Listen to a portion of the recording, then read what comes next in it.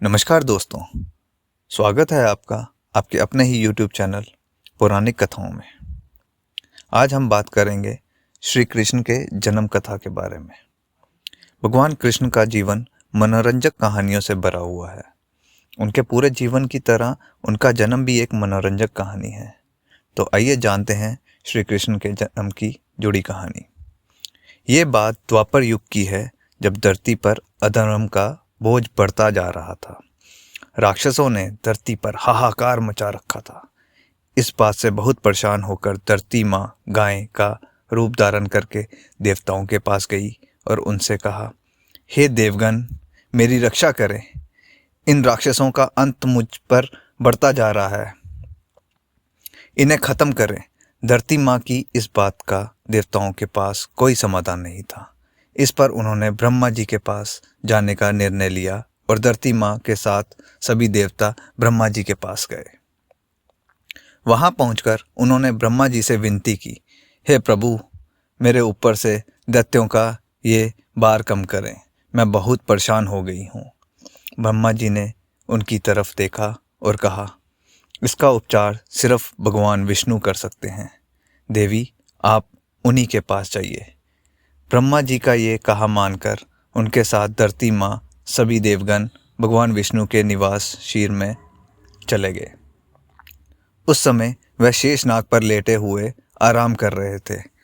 वहां पहुंचकर सभी ने उन्हें प्रणाम किया और पूरी कहानी सुनाई।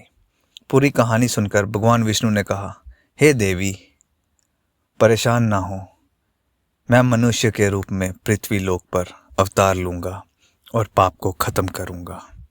उनकी ये बात सुनकर धरती माँ खुशी से फूल फुला उठी। इधर मथुरा में राजा उग्रसेन राज किया करते थे। वे दयालु राजा थे, लेकिन उनका बेटा कंस बहुत अत्याचारी और लालची था। उसे राजगद्दी का बहुत मोह था। एक दिन उसने अपने बल से राजा उग्रसेन का सिंहासन से उतरकर जेल में डाल दिया और खुद राजा बन गया। लेकिन कंस अपनी बहन देवकी से बहुत प्यार करता था। एक दिन देवकी की शादी राजा शूरसेन के पुत्र वासुदेव के साथ हुई। शादी के बाद जब कंस देवकी को विदा करने लगा, तभी एक आकाशवाणी हुई। उस आकाशवाणी में था कि हाँ, देवकी का 8वां संतान ही महाराज कंस का वध करेगा।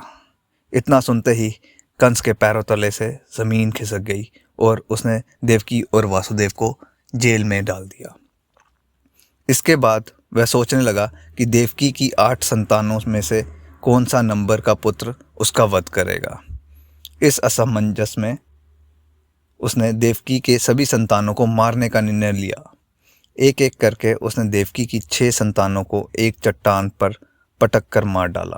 भगवान विष्णु की योजना के अनुसार शेषगन देवकी की 7वीं संतान के रूप में जन्म लेने वाले थे। जब देवकी 7वीं संतान में गर्भवती थी तो देवताओं और भगवान ने तरकीब से उनका गर्भपात करवा दिया। साथ ही उस संतान को वासुदेव की पहली पत्नी रोहिणी के गर्भ में पहुंचा दिया। बाद में इस संतान को श्री कृष्ण के बड़े भाई बलराम के रूप में जाना गया। इसके बाद भद्रपद के कृष्ण पक्ष में अष्टमी को रोहिणी नक्षत्र में देवकी की 8वीं संतान को जन्म लिया। उसके जन्म लेते ही सारे सैनिक अपने आप सो गए। देवकी और वासुदेव की हथकड़ियां खुल गई और जेल के दरवाजे भी अपने आप खुल गए। उन दोनों का कुछ समझ नहीं आ रहा था और तभी आकाशवाणी हुई कि इस पुत्र को गोकुल के नंद बाबा के पास छोड़ आइए। उन्होंने ठीक वैसा ही किया। उन्होंने टोकरी में श्री कृष्ण को लटाया और यमुना नदी के पार गोकुल में छोड़कर आ गए। वहाँ पालने में सोई बेटी को अपने साथ जेल में ले आए। वासुदेव के वापस आने के बाद सब कुछ पहले जैसा हो गया। हथकड़ियाँ और जेल के दरवाजे वापस लग गए और पहरेदार होश में आ गए। होश में आते ही सैनिकों ने देवकी के 8वीं संतान की खबर जानकर कंस को दे दी। कंस दौड़ता हुआ जेल आया और देवकी की गोद से उसकी संतान को छीन लिया। इसके बाद जैसे ही कंस ने उसे मारने के लिए हाथ उठाया। वह उसके हाथ से छूटकर हवा में उड़ गई और बोली, दुष्ट कंस, मैं योग माया हूँ। तुझे मारने के लिए भगवान ने गोकुल में अवतार ले लिया है। अब तेरा अंत निश्चित है।